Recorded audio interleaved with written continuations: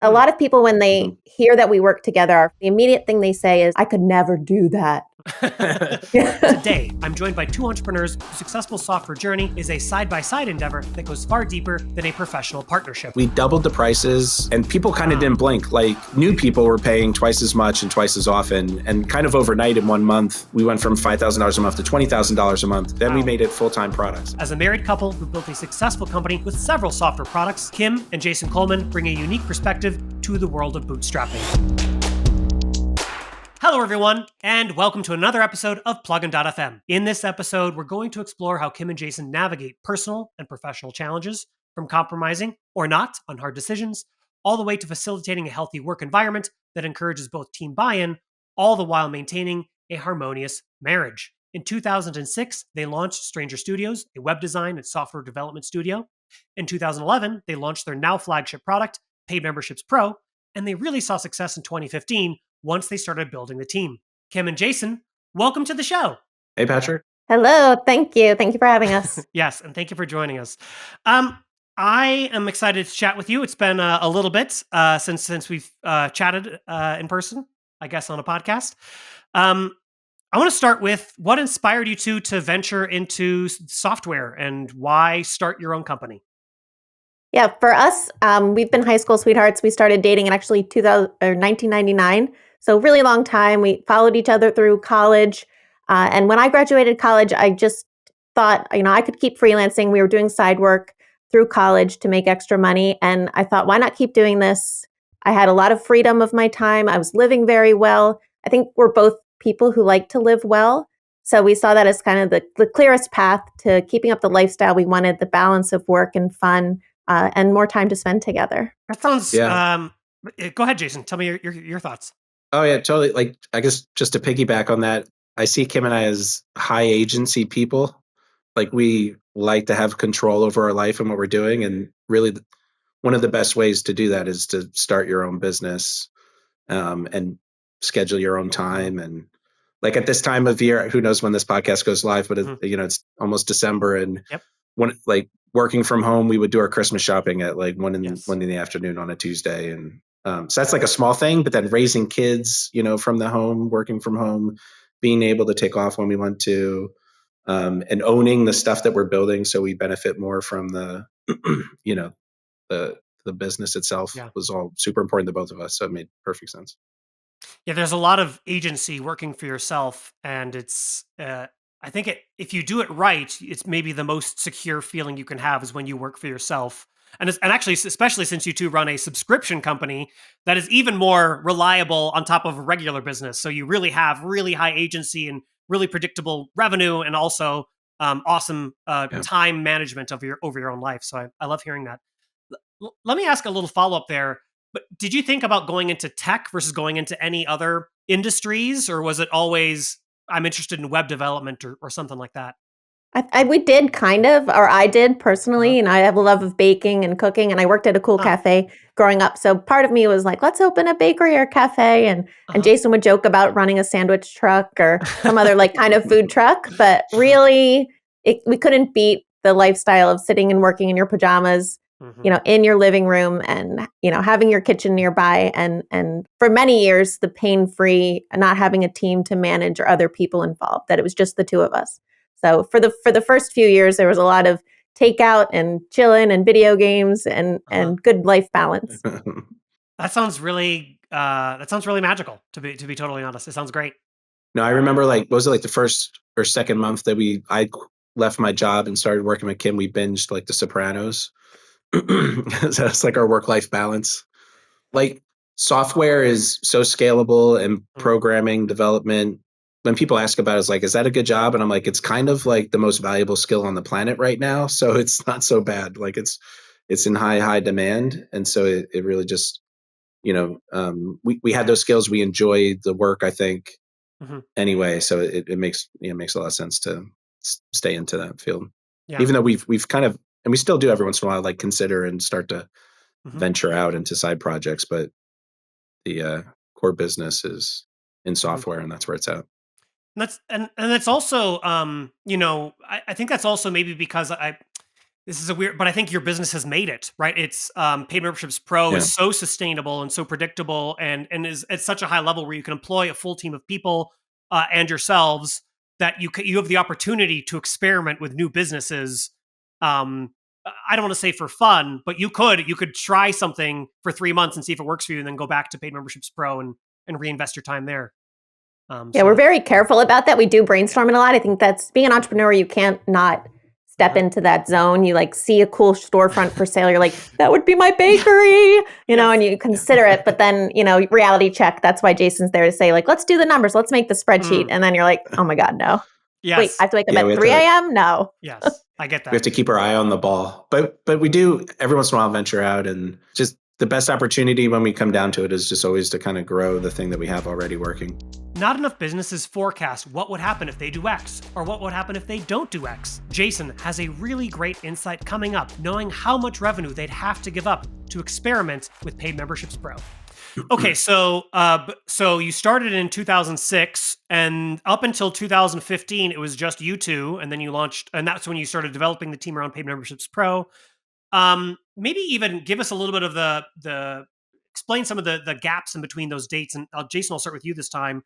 But it wasn't, oh, we know we need to build a subscription software. There's a gap in the market. We'll make a killing. Like there, it was an evolution. Yeah. So how did you go from 2006 to 2011 to 2015 to today? Yeah. Like the quick story, I've gone through it in detail on some other podcasts, but like we were doing any old web development, contract us for anything, SharePoint website. Was it Photo Crank? Who knows that they were trying to build like Instagram in 2006, which was way too early. I think the guy that we worked for had patents and he sold them to Facebook and made a bunch of money or something. But the weird flip phone Instagram we helped develop didn't. So whatever, it was like all kinds of random stuff.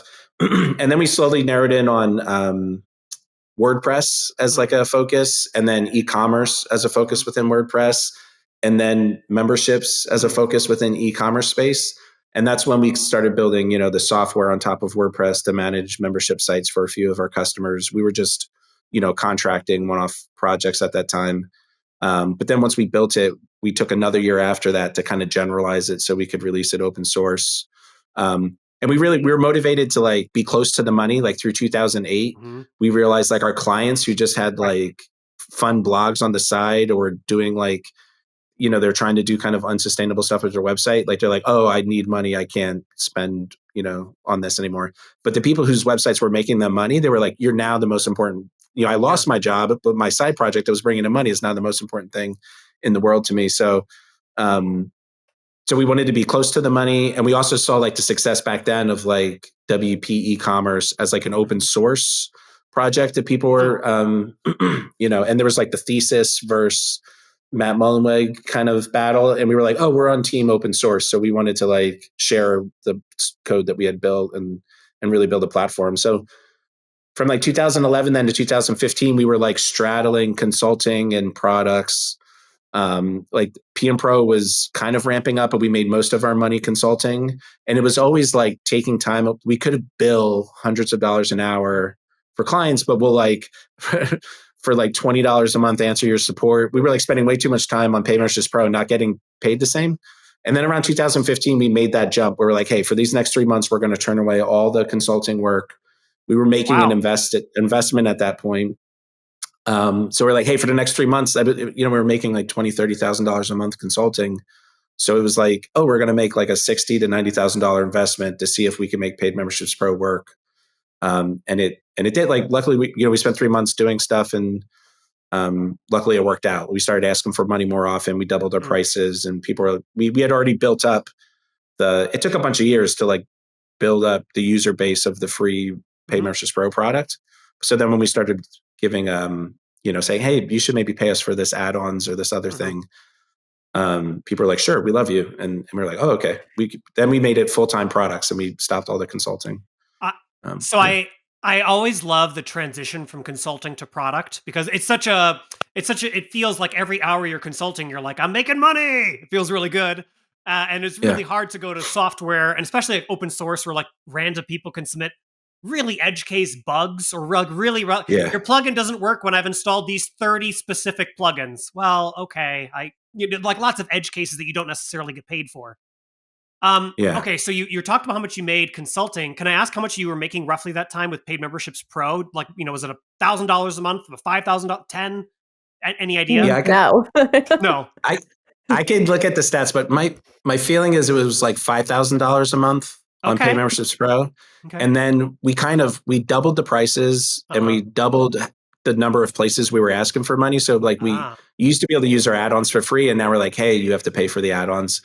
And people kind of didn't blink. Like old users, we always like grandfathered them into like that. People still are paying $47 a year for access to our $600 plan, but new people were paying twice as much and twice as often. And it just like kind of overnight in 1 month, we went from $5,000 a month to $20,000 a month, which was enough to like Wow. cover most of the consulting and pay our bills, and we could make a living on it. And then we're like, hey, we grew it from there.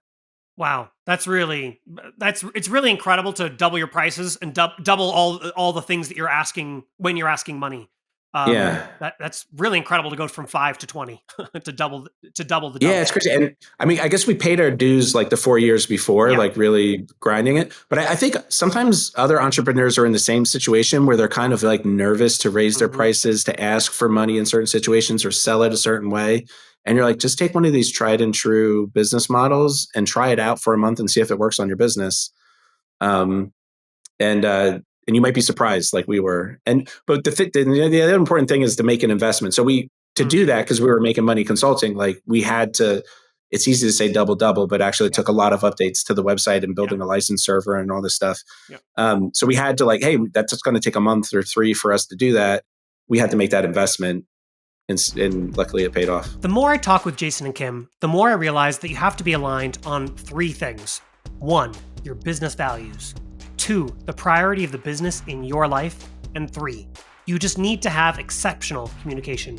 We're going to get into all of these in the rest of the episode. I'll share what our life did during that window, because this is about partners and what was our life doing in that same time frame. We got married in 2007. We had our first child in 2008, our second child in 2011. So when 2015 came around, we had 2 kids. One was 7 years old, starting kindergarten. One was still a tiny 3-4 year old child. So life didn't slow down during that window. It wasn't let's not also make progress in these other things that are important to us as a couple. I can only imagine that. I only have one kid who's very young, and I cannot imagine I guess I have a hard time imagining launching a business with 2 young kids. So I give you both of you kudos on that. We have a very cute video of Jason preparing to record like a video for Paid Memberships Pro with Isaac on his lap, and Isaac saying, what's this, Daddy? What's this? So it was really cute because they were so little at that time of our life, maybe for a good reason. They were little. They don't remember how much we worked, how much we handed them off between the 2 of us. But, it was a cool time. Fascinating. Okay. So I think I've, my second job after college, I worked at the small advertising agency, and it was also a husband and wife duo. And they broke up the labor. And what I think what makes the most sense to me is one person does, in this case at the advertising agency, one person does all the creative and one person does all the admin.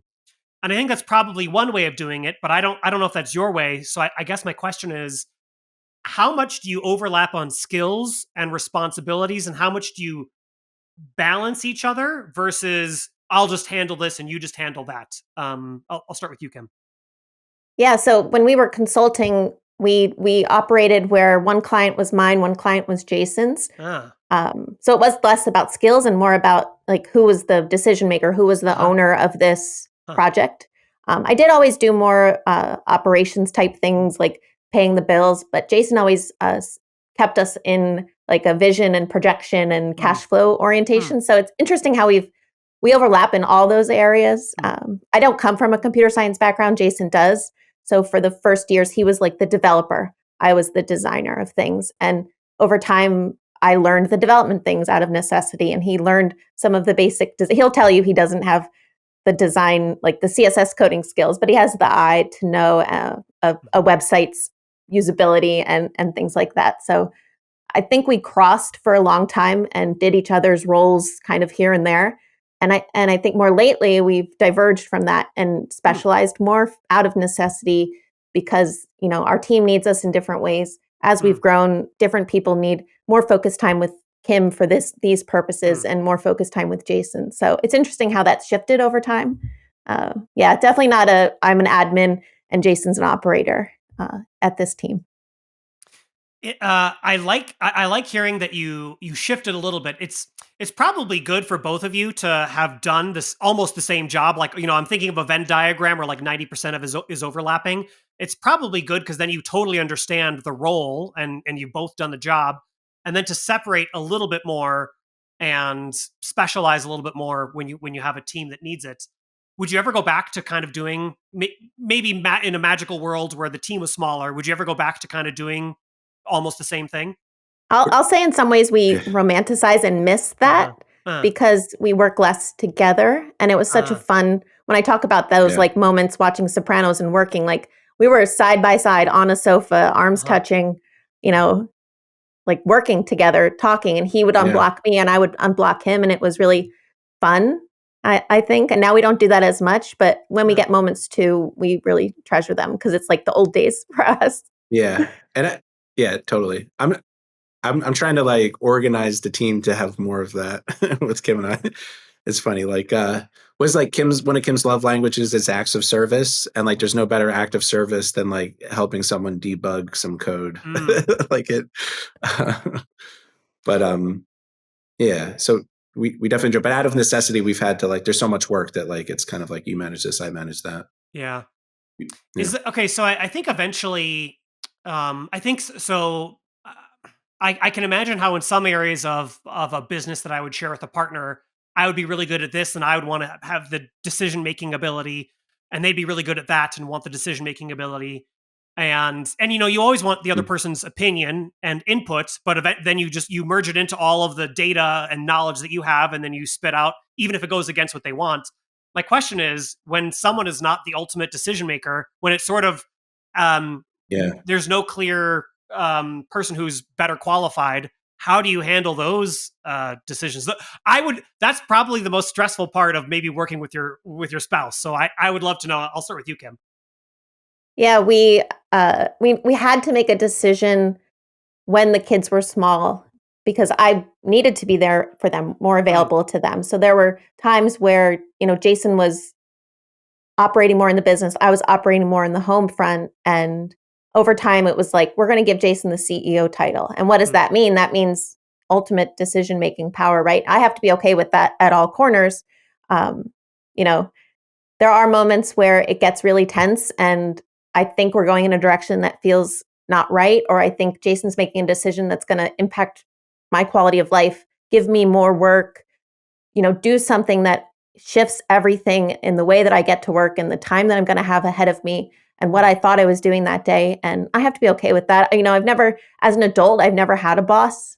And there's tiny moments where Jason gets to be the boss in our business. And, it shows me why I'm an entrepreneur and why I work for myself, because it's not a comfortable place for me. But, I think just for the health of the team and the company, I accept that that's the title he carries and the weight he carries.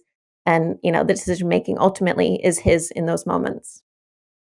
So it is, would it be good advice then? If there's another couple listening to this, to at some point have someone who is the 51% decision maker versus 49% decision maker? And I think that's general business advice too, like for, married couples and other partners, that like someone needs to break the tie or you might just get this deadlock. And so you kind of have to have, like, when you get deadlocked, you have to have someone who makes the decision. But it really works because Kim and I have a good relationship. So the same things that are good in a marriage, like having respect, trust, and lots of communication, help in that same situation. So when we are deadlocked on something, it's like Kim has respect. If I'm overriding her, Kim has respect and trust, and we're communicating through it. And I think what's also good is that, neither Kim nor I are the kind of person who like rehashes what happened in the past or regret things or think too much in the past. If Man, what was I saying at home? Oh, we're talking about like when to eat dinner. Was it like 2 weeks ago? I was like, we should probably try to eat dinner earlier in the day. I feel like it would work better for the kids' schedules. And then it wasn't even that big a deal. Kim's like, no, I don't know. Like we've been eating at 6:30 all the time. Let's just stick to it. And then she said today she's like, I think we should eat earlier in the day because it'll help, the schedule. And I'm joking about it because we're coming on this podcast. So I did say something, but I wouldn't have been like, I told you so, or like make a big deal out of it or make her feel bad. Now I'm bringing it up on the podcast because I think it's a good story, but we're not, Kim's not going to get upset about, so that same kind of thing in a more serious business, really. You're like, hey, we made a mistake. We're just like, okay, what do we have to do now? And I'm like, okay, I'll make sure in the future that we get where we want to go. So I think it doesn't work with every couple. I think that could be a source of conflict if there was like spite involved, or I was like overriding Kim for no good reason without communication. And also, I am the CEO, but there's tons that I have this saying that people hear in the business at work where I'm like, I trust your judgment. Like it comes up and I'm like, I have to know enough to be able to talk about things and kind of understand what's happening in the business. But if Kim is closer to it, has more experience, understands better, which happens all the time. Like Kim's awesome. So I say, hey, I trust your judgment on it. And it's not just some flippant, like, go do this and I don't care. It's really like, I honestly trust your judgment over my feelings. And I let Kim make the decisions on things that are important where she has better judgment on it. So it goes both ways. Even though I'm like making a decision, I'm not like enforcing like what I always think is best. At least I think so, Kim. And then hopefully Kim puts me in check when I do become too much of a tyrant. So I had a follow-up question, which is, I think I'm hearing two things here. One, you have excellent communication skills, and that helps with resolve any problem. And two, I think you're also aligned on, you both said you don't think about the past. And because you both think about the future to the same level, you're both focused on learning and improving and progress, then you aren't rehashing, because of your shared values, you aren't rehashing the past. So is that kind of the two critical ingredients, is shared values and really good communication with your partner? Yeah, for us, it's those check-ins. We have to both, when things are difficult, you have to both check in and say, like, business aside, is this where we want to be today, now together? And if that decision doesn't include the business, or it doesn't include where the business is taking you, like, priority one is your family and your marriage. There are businesses in WordPress that were run by couples that are not together anymore. It doesn't always work out that way. And the business still goes on. So for us, it's, that has to be secondary, that the relationship health has to be there first. But an interesting piece of this, let him go. Good. I was going to say, if we ever get like in a fight over business, like I'm often like, I was like, this is so dumb. Like, why are we fighting about a work thing? Like our marriage is way more important than the business. Like, and it grounds us to, get over ourselves and make a decision for the business so we can, go on with our married life. Yeah. So I'm going to add a third thing there, and that's so it's shared values, really good communication, and then also understanding that business is second to family. And then I think that's really easy to go, oh, Jason's the CEO, I might disagree with this decision, but that's his call, and I'm just not going to worry about it, not going to get into a fight about it in my personal life outside of work. I love that. I love hearing that. So just are there any examples of where it did spill over and you had to was there anything that you might be able to pass on? I'll start with you, Kim. Yeah. I think, knowing that doing this is not for everyone is important to me. And that's maybe not the right answer to this question, but I think it's an important one because it can sound like it would be ideal. You have complementary skills, you have overlapping skills, and you both, are sick of your day jobs. Let's start a business together. But just knowing that it's not for everyone and that's not a failure. I think is a lot of people, when they hear that we work together, our friends, our social life, our family, the immediate thing they say is, I could never do that. And they're so convinced, like, I could never do that. So if that is the first thing you hear when you listen to this podcast and you are hearing what we're saying, the first thing your mind tells you is, I could never do that. I would trust that instinct pretty strongly. Love it. Any thoughts from you, Jason, on the same thing? Any potholes that another couple might step in? Yeah. I did no good answer. I do think like that question you had about like what work bleeding over into the Uh-huh. personal life. It happens in reverse too. Like some of the toughest moments are when like personal life is bleeding over work. It's tough. Like, I mean, Kim and I have the perfect blissful marriage. No, it's really good. I like it. I think it's one of the best marriages. But there are times when we're fighting about something at home or something going on. And man, it's really tough. We're like, we have the team meeting in 10 minutes. You're like, stop crying and go to the meeting. I don't know. And we find a way. I think that comes up even in your personal life when you're not going to work. Sometimes you have to show up because your family's showing up, and it almost forces you to like fight through things in a good way, and like, hey, we have to figure this out. But I mean, yeah, those times are tough too. So, but I like to pair like what Kim said. Like, we enjoy the work together, and it's challenging, but like that's fun too. So like, it's not like we fight through the challenges of that, and because we get the benefit of the business, it's really like we enjoy doing the work together. Like so that's the primary thing. And so, like Kim said, if you don't feel that, don't. I always say, it doesn't necessarily work for every couple, but it's worth giving a shot. So like, if you suspect you could do this, like it's kind of worth taking a month or 2 or 3 to like really try and do it together, because we have a ton of agency over controlling the destiny of our lives and our children's lives, and it's pretty awesome. So if you have a chance, go for it. Agreed.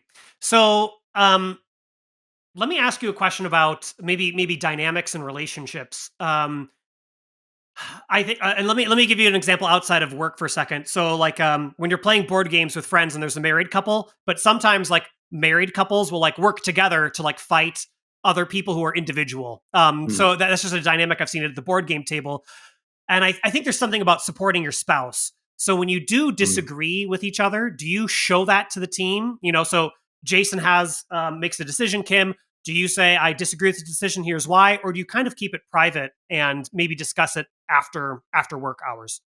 100%. There are meetings where I have said, I don't agree with this, but you're the CEO and it's your decision to make. I have said that in front of our team. There are times where Jason has said something on a team call or in a management meeting that I later tell him, from my perspective, that read wrong or that didn't go over right. And was it's harsh. good feedback. That felt harsh, or you felt a little like unhinged. Unhinged. And I think about this, like, it's more important because we're married. Like, Kim's the most important person in my life. But I think we have we think about this and have these same issues with anyone on the team. Like, I don't, if I disagree with anyone else on the team, even the ones I'm not married to, we want that in the open. We don't want to hide it. But one of our values is being humans, and it's like the work comes second, like we're people first. So sometimes you have to put in the effort to take the rough edges off, like feedback, to make sure that you're hearing the employees' ideas and respecting them and their time and stuff, and not just being mean or too quick or the things that can bossing people around. So sometimes the work is really hard, and it's like we're moving fast, or it's like here's a bunch of complicating we need to really quick like narrow down, and I get into like scalpel mode, like operation move really quick, and it gets impersonal. And sometimes that's necessary, but you don't want to always be in that mode. Like, we're all human at work, and we want to respect, everyone we work with. And it is, I think I'm a little bit more comfortable with Kim. I think that happens anytime. Like a lot of times people are kind of meaner to the people that love them because they can kind of get away with it. Like, it's not like I'm doing this on purpose, but it's human nature. And, a part of being a good spouse in a marriage is recognizing that and trying not to slip into it so that you're not making your wife cry all the time at work or at home. Good idea. Good advice. I'm going to put that on the Don't list. make your wife cry. That'll be like the thumbnail. Don't make your wife cry. I think that's a book title. Let me, so this is actually a good transition. I would love to know, are there any habits or processes or tips, tactics, whatever, that help you have a healthy, harmonious marriage outside, marriage in your personal lives outside of the business? And let's start with you, Kim. And the first thing, go ahead. These are things that I've learned and I'm doing better at as I've gotten older in our marriage and in our business. When you see someone has like a grimace or a funny face or looks a little upset, you tend to go to your partner and say, is something wrong? What's wrong? Your face, you look sad, your face. And I try to do that less if I remember to, because it's like people just make a face and then it creates this cycle of like, they think I'm upset. Why do they think I'm upset? Are they upset with me? And it's just this like really sick, don't do it thing. Like if you actually want to unpack and sit down and care, you have to make the space to have that conversation, not just like a passing in the kitchen, like, why are you upset? You look a little upset right now. We have to respect each other's work boundaries and relaxation boundaries. And that's a marriage thing. If you see your spouse like needs to go sit and decompress on the recliner and read on their phone while you're doing dishes, like don't carry resentment toward that. Don't interrupt their moment of transition time or like relaxation. And that's something I'm doing better at as we've gotten older. Yeah, it's interesting to work in the same environment and on the same project with your partner and not create some judgments about how much are they working, what are they working on. And as much as you wouldn't do that if you weren't working together, why would you, in a marriage, you would never ask your partner, are you working hard enough at your job that I'm not even a part of? Like, you wouldn't. Kim and Jason purposely work in different spaces in their home. The different spaces help them context switch from different tasks. We're going to get into their separate physical spaces near the end, so keep listening to learn more. That was kind of what I was getting at, Kim. That's what I was thinking at in the back of my mind is, I'm definitely a morning person and my spouse is an evening person. And so sometimes in the morning, she'll like put on the TV at like 8 a.m. I'm like, what your day? It's going to be wasted. It's going to be gone. Like that's my paranoia, I guess I'll call it. So yeah, so I'll follow up with you, Kim, and then I'll come to you, Jason. How do you respect each other's boundaries when you may be different people, morning people, evening people, and some people can work in like really long bursts and some people need quiet and there's just all these variables. How do you know when someone is in work mode versus personal mode? Maybe that's the right question to ask. Yeah, Jason likes to say when he has headphones on, he's working. He's not great at always putting his headphones on. Sometimes he'll sit while I'm cooking dinner, he'll sit at the kitchen island and like start working. And then I'll say, and I'll start talking to him and he'll go, you know what, though? I was like, I rolled really big for the people listening only here. So I think then I have to say, like, you're sitting at my kitchen where I'm cooking dinner. You are in my space. You are in my zone right now. So creating separate space to work helps a lot. And I think communicating, I am working right now. And then I will say, this is the wrong place to be working right now. I like that. Yeah. It's interesting how different Kim and I are. Kim is multitasking, doing lots of things at once. She can, answer a question, go back to the work and stuff. And it's not just a type of work I do, but I think it's really my mindset is like, I have to be focused for an hour. And I, that it's almost like a cliche about developers in particular, like you're juggling balls and then someone asks you a question and you're like, well, now I'm not, I dropped all the balls and I can't, I've lost my momentum. So I need that. So, and when we would work more closely together, Kim would interrupt. And it is so dumb. It's like, could you raise your hand before you ask? And could you slack? I know I'm right across the desk from you, but could you slack me? Or if I have the headphones on, like I'm trying to focus, don't interrupt me. And it's actually kind of fun. Like Kim's walking around the house, like talking to everyone as we, as she talks to the dogs and which it's beautiful. It's awesome. But so this like talking at dinner, I would try to work at the table while you were cooking, but now I do that on purpose. It's actually, I'm working on things that it's okay to be interrupted. And actually I'm here to answer Kim. I'm working on Kim stuff usually. Like, little things that you need me to do or questions you have. And so I think we found that too. Like another kind of funny thing is I scheduled this like weekly check-in for the owners. I forget what we called it, but it was like Kim and I checking in about work. And in the same way where like I think about the future and Kim's very much in the present tense, in that hour, I'm like, this is my hour to think like, what do we want to do with this business? Do we want to expand? Do we want to hire? Do we want to make it smaller? Are we going to like these kind of big life question type things in the business? And Kim is like, I thought that was our moment for you to help me like debug line 17. Or like, I know you have a to-do list that you haven't done anything on for the past 3 days. Could we just check some things off the to-do list? And I think there was a friction there, but then we were like, wait, we need both meetings. So it's like when I'm actually at the table and Kim's cooking, I'm there and I'm checking off to-do lists because that's what she needs me to do. And when we're walking the dogs and I bring up like, hey, like I have this crazy idea about the business. It's high level. Let's talk about it. She, entertains me to talk about those things. So we find time for both and we don't try to do it at the same time. I love that. So I do have another follow-up here. I know you have this awesome RV garage space that you've converted into an office. So you have this really awesome separate built structure that is an office. And Jason, I believe you work there a lot, and I think Kim, you work in the house Hmm. a lot. Is separate spaces like a key thing that you think a married couple probably needs? Yeah, I think Yes. so. It's awesome. It's like, and then it's awesome when I come home for the day. You still get like a Mm, little bit of that, like I'm home, honey type mm, feeling. I think it's good in general to have like a separate space where you work. It puts you in the right mindset of like, this is the workspace. And the PC that I work at is also the one I play video games at. So that makes it tough. That's like a mm, mm, antithesis of that, but mm, no, yeah, I think that's really big. That helped us a lot when we started doing that more. mm.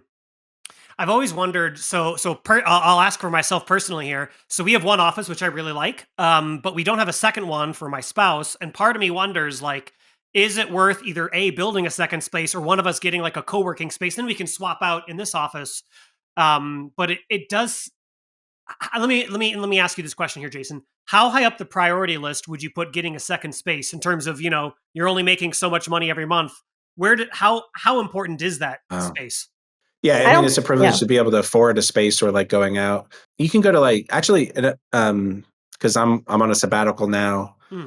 for a few weeks. I've been like going to outside to cafes to work again, Mm, and I realized like how well and how much I can focus at a cafe and mhm. work. And so that's like a lower cost alternative. It's like a few days a week, get out to the Starbucks or the Panera, you know, type thing to work. Love that. I Um, could never work outside of my little kitchen zone. It's just it's exactly where I need to be to work. So Mm, I think that's the check-in is if you both decide that you need distinct space from your home space, then yes, high priority, right? yeah. Because someone will yeah, always be fighting for that office and you'll be rotating in and out and you'll be, oh, what I have this call and I need that Yeah. privacy. And that creates like taking unnecessary turns is tough. conversation. We Mm, we kind of did that when we were sharing taking care of the kids, and yeah, it was like, you scheduled a call, I have a call, you know what I mean, or like we're in the yeah. same, we can't both be talking in the same place, what are we doing? Yeah. Very cool. So let me I want to are there I want to talk about some highlights. So are there any memorable successes that the two of you have had that have strengthened your partnership, your romantic partnership and brought you closer together? I'll start with you, Kim. For me, it was the idea of taking a sabbatical. So Jason's on his first one right now.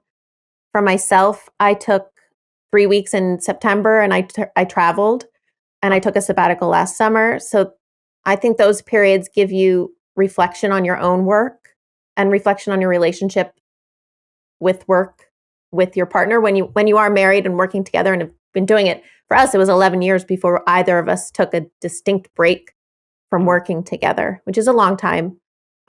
When you work together and you take, maybe you take a 10-day vacation with your family, you're still work with the person you're working with. And it's impossible and not necessary to put a veto on speaking about work.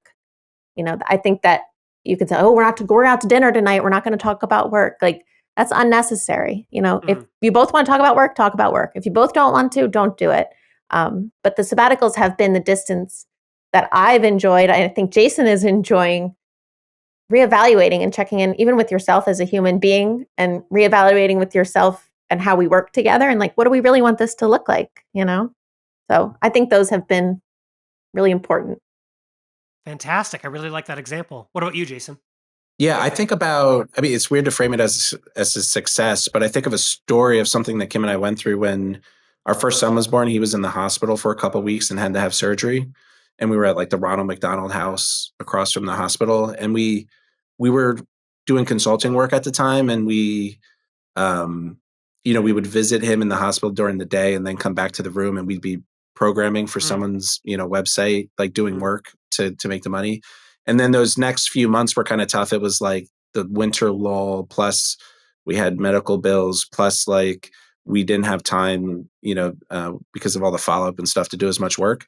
And we got like really close to taking like real jobs. Like we had mm, an offer for one of our side projects, like, hey, we'll buy your side project and come work for us. And we're like, maybe we should do this because, it's like, and I think like the running our own business thing could have ended there, but we toughed it out and we mm. stuck through it.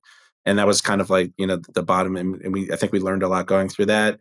And I think we can always look back at it as times like, hey, if we can get through that, we can get through anything. Like nothing's as hard as that. I like that. Yeah. I mean, just a period of hardship that proved your relationship meets the metal. Yeah. Hmm. So I've been kind of talking about this the whole time as we've been going through this interview, but just to finish up here, what lessons would you share? What advice would you give to couples who are considering the same thing? And I'll start with you, Kim. I would say that the harder part is the issues that will go on in your life and your children and your family and your parents, and all of those things are infinitely harder than running a business together. So remember that, like we said, that's the first and most important thing, and make the business and the work the second thing. And as much as possible, be aligned with that, because you could have someone who's just driven to be an entrepreneur, and they're the one side, they're like, I want to be a billionaire, and the other one's like, we just want to, be comfortable, donate to charities we support, and pay our team well. And if that's like really out of alignment, you're in for a tumultuous situation. But I think also embrace that it's going to be pretty crazy all the time, almost every day, and be okay with riding those crazy, tumultuous seas. Jason's gotten me into these ideas of, being a bird flying above wavy water. And a newer one he taught me was that if the sea is rocky, your sailboat might go off course a little bit, but that the direction of the sailboat is where you're both headed. So I think expect tumultuous seas, expect going off course, but as long as your sailboats are both aiming toward the same direction, you're in it for the right reasons. I like that. Anything to add, Jason? That was that Michael Singer podcast. Look that I up don't on even know the guy. Spotify. I And just know what Jason tells me. The Untethered Life. Yeah, I summarize business books and meditation books for Kim.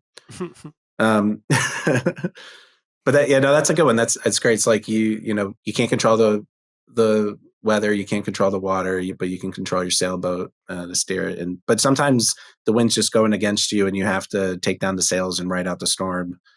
And that's tough. But if you just have faith that you'll have a chance to go back towards your targets.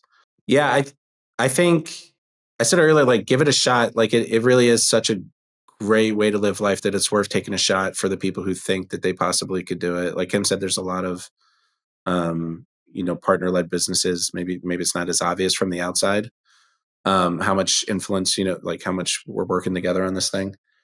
So it's worth taking a shot, and you can always, if it doesn't work out, kind of try, it doesn't mean your relationship is bad. You just, figure out, what your relationship really needs. Maybe you don't have as much fun as Kim and I do working together on things.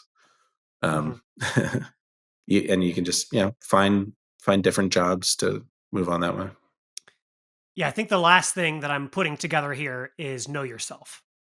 That's probably the key thing, is just to know whether you individually and as a couple can make that happen. So this has been. I guess if you, I'll add one thing. If you have any hopes of your children becoming entrepreneurs, like, don't do this, because I think the example they've seen from us is like the furthest thing from life which is funny. You would think the opposite, but they've observed us yelling at each other about work things, talking heatedly. They've observed us working very late at night. They've observed us having frustration with things at work and issues at work. And, even though they've seen us celebrating big things, we just got through Black Friday, celebrating huge things, they're very much like, I don't want to own my own business. Like, I don't want to, no thanks. So yeah, there's a trade-off.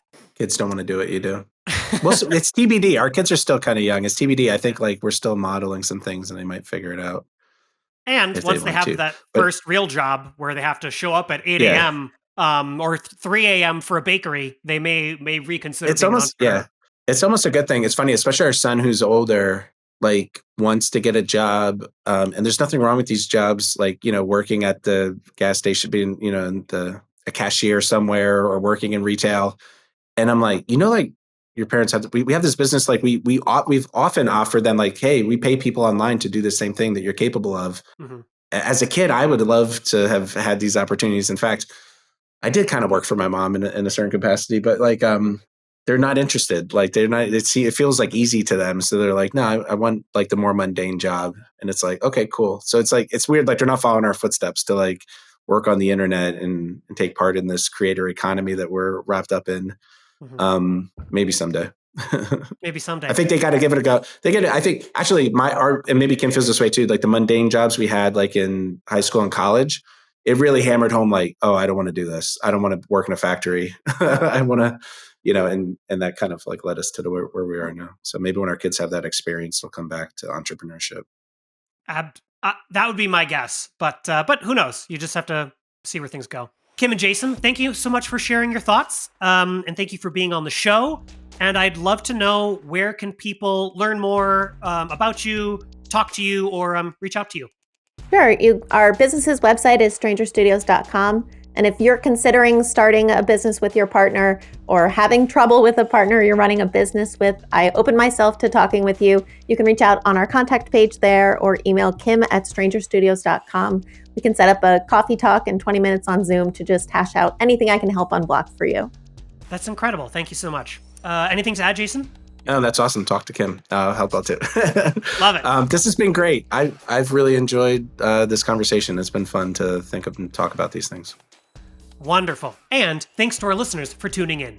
If you enjoyed Kim and Jason's interview, like and subscribe so that we can get more expert entrepreneurs onto the show to share their knowledge and experiences.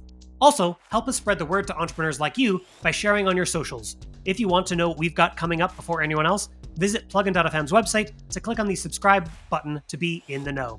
Plugin.fm is brought to you by Freemius, your all-in-one payment, subscription, and taxes platform for selling software, plugins, themes, and software as a service. If you're struggling to grow your software revenue, send a note to contact@freemius.com to get free advice from Freemius' monetization experts. My name is Patrick Rolland, and thanks for listening to Plugin.fm.